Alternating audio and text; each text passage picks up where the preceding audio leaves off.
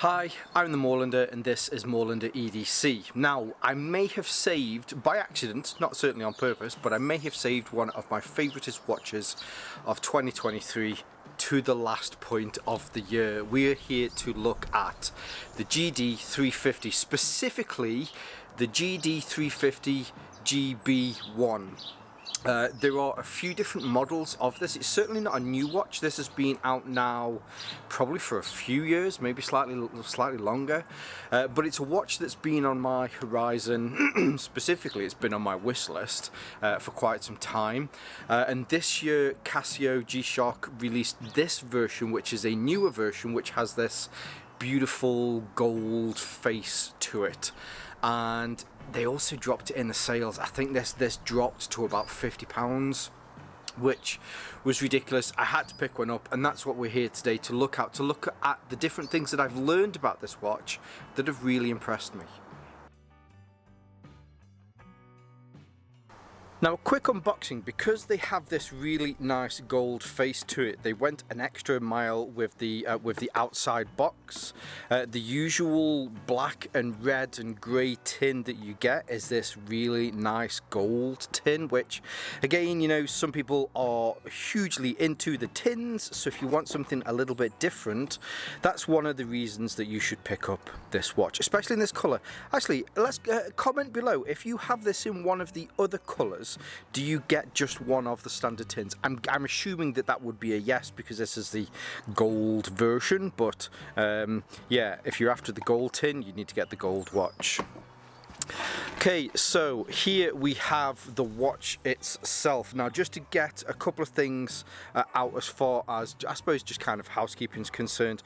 As far as your size is concerned, it comes in at 50mm or 50.8mm by 53, which is your lug to lug of 53.4, and it is 18mm in thickness, which is a kind of standard if you compare it to other GShock models.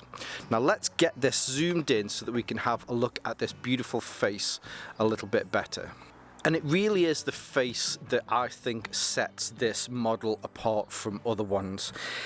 And that is because it's just so legible. There is another version of this which has a negative display, but it is widely accepted that it is one of the best negative displays that Casio does for their watches. Now, that is saying, so when you compare it to some other negative displays, especially the new MIP versions, which you have here with the GB, what's this? This is the GBX 100. This is super legible, but I think when you're looking really at the old-fashioned screens like this, as with the old LCD ones, then yes, super legible. Getting back to some of the housekeeping, so it's made from a resin material, which is what the vast majority, if not all, G-Shocks are made from. The strap on here is a very nice strap. I will say, Casio have put out some pretty dull and boring straps recently, and I do like the strap on this. So it still uses a metal clasp. It is a double tang metal clasp. When it's on, you have the two pass-throughs to make sure that it locks in place nice and tight. Should we do? Okay, let's fast forward. Let's do the wrist. I currently have on me, this is my Garmin Instinct 2X Tactical, which I'm currently testing out, and yes, there will be some content on that soon.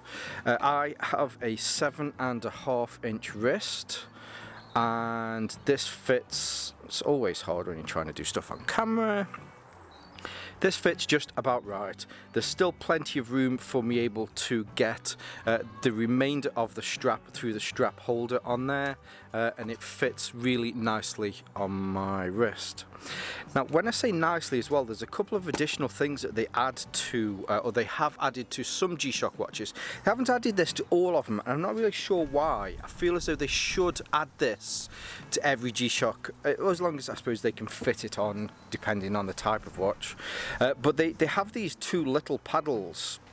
So one of the things with G-Shock watches that you'll often find, if I bring this one back, is you have these little kind of lugs in there. So This is kind of taken back to when you know, they started to make dive watches. They started to put these zigzags in here so that it would expand if need be when it was on the wrist.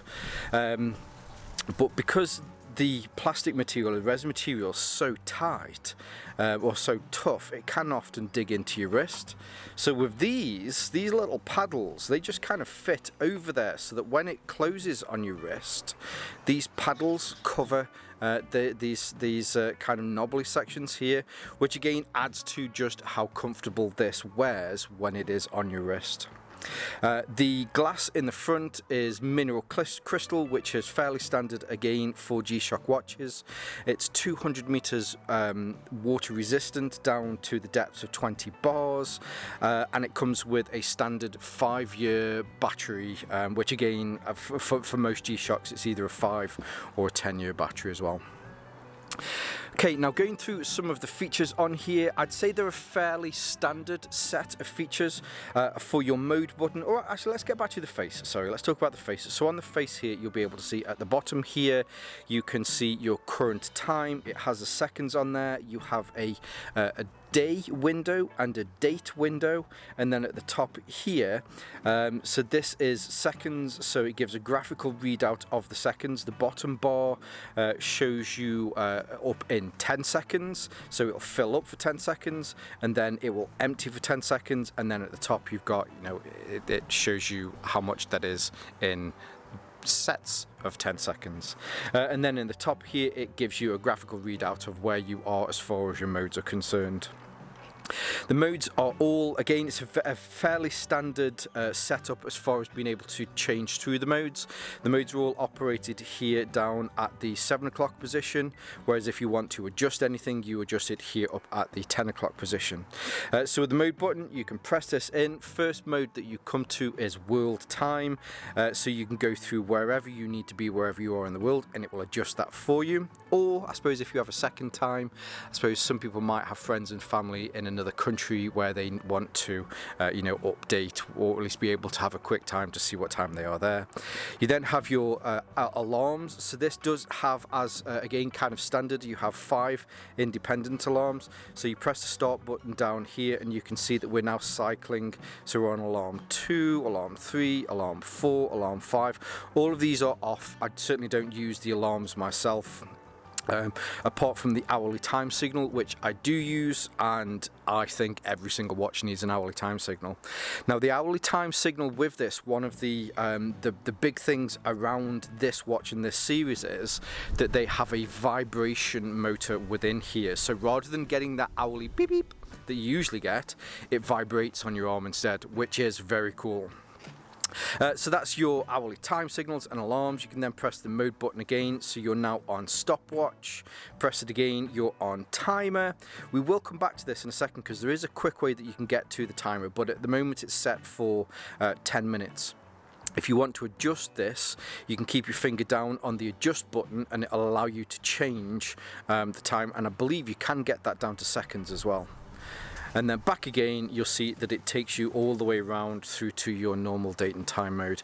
It does do the same as other G-Shocks as well, so that you can, if you keep pressing this, there is a tone when you press the button, and then when you get back to the main one here, it then it's a different tone, as just to remind you that you're back on here. So I'm just going to bring this up to the camera so you'll hear.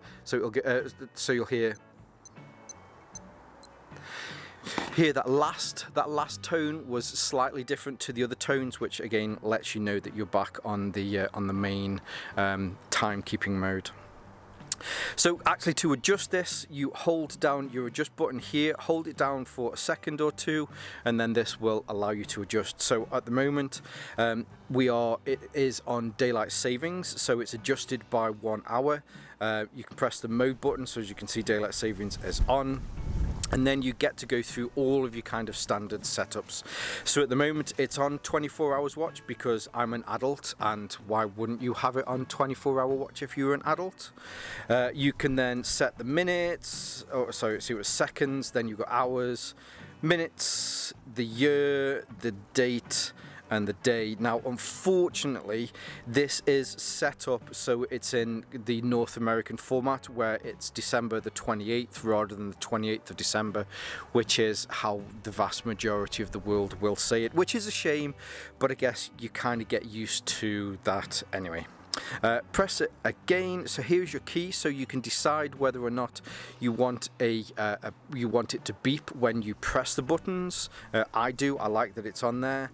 The light, when you press the light, which is the button down here, you can set whether you want that to be on. In fact, look, you can see, so you want it to be on for 1 second or 3 seconds or 5 seconds. Generally, you know, I can, because of how nice and legible the screen is, I can generally read it within a second anyway. Then you have your vibe. Now this is where that haptic kind of vibration motor that's in here. So you have one of two options.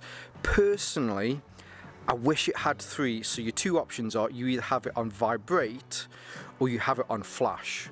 Now flash means that the light comes on and just flashes when it's the hourly time signal. The one thing I think that is missing, and if they do an update to this on a newer version, I'd like to see this added. I'd like there to be a 3rd option, which is just your beep. So in here they've got the function for that beep to happen, because when you press the buttons it makes it beep, but I think sometimes people might actually just prefer it. They want this watch because of the beautiful face that's on here, and you want it to beep, but instead it's either vibrate or it's flash. The vibrate on this is very good though, I will say.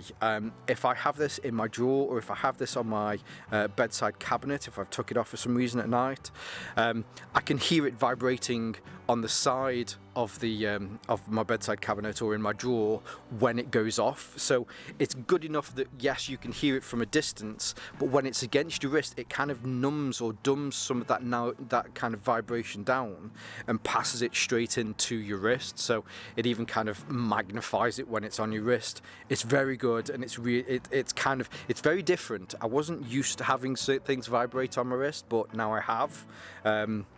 It's great. Press it again and then you'll get back around to your world times. If you want to undo it, then you can press the adjust button and that will turn that off. Your reset button doesn't do anything when you're on the main screen here. When you're on the timekeeping, so when you're on the stopwatch mode, in fact, world times, alarms, when you're on stopwatch mode, you've got start, stop, reset, which will reset it for you. When you're on the timer, you've got start, stop, and reset. Get back to the main timekeeping mode. So when you're on here, the reset button doesn't have any other functions when you're on here. However, the start button does. So just on the normal timekeeping mode, if you want to get instant access to your countdown timer, if it's something that you rely on and that you use regularly, if you press the start button, now that top panel that did have the date and the day and date in there, this now becomes your timer bar. So it's just a lot easier if you prefer to use your timer, that it's there and you get that instant access to it. Now when it's on there, you can't do anything. You can't accidentally turn this off, which is either a good thing or a bad thing, especially when you've pressed the button by accident and you're trying to go, okay, I want to turn this off. If you want to turn off your timer that's on here, you have to go into your timer, press stop and reset, and that will turn it off, and then you can go back to your main timekeeping mode. Again, that might be a good thing. You might be a person that uses your timer a hell of a lot and you just want that instant access to it, and that will give you instant access with the start button down here at the bottom. Last little bit, which I forgot to do at the beginning, so let's see if we can get this in the light. So here is the back, which gives you all of the module details. So the module in this is the 3403. You can see on here that it is the GD350GB, stainless steel back, made, where is it made? Let me make sure, this one is made in China. It's not made in Taiwan or Thailand. This one is made in China, and it gives you your water resistant 20 bars on there at the back as well.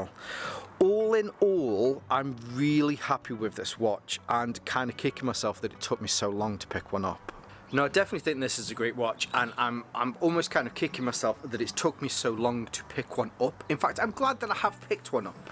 In fact, I'm over the moon that I picked one up. This has very quickly become one of my favourite GShock watches.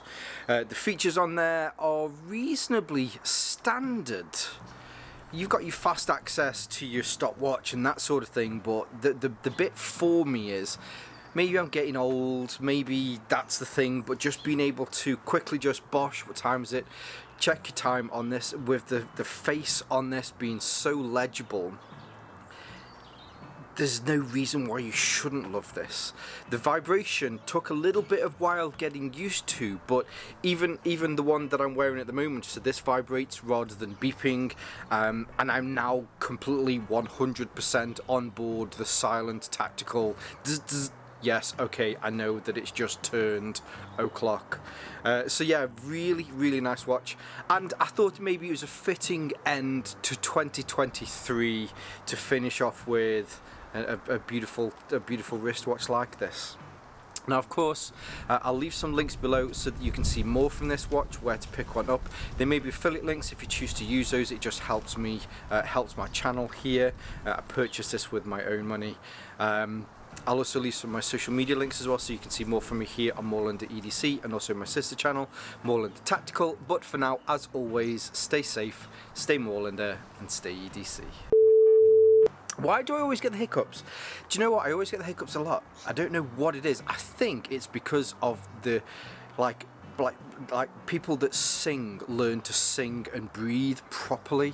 Hiccups isn't necessarily because it's a spasm of the diaphragm. Sometimes it can be because you've actually got wind stuck in your esophagus, or wind stuck in your larynx. I always get the two mixed up. I should know this. I work in bloody medcoms.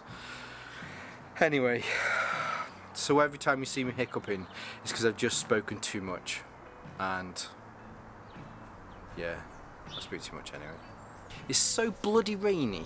Doon my nutting. It's on, it's off, it's on, it's off. It's December. It shouldn't be rainy. It should be cold and frozen.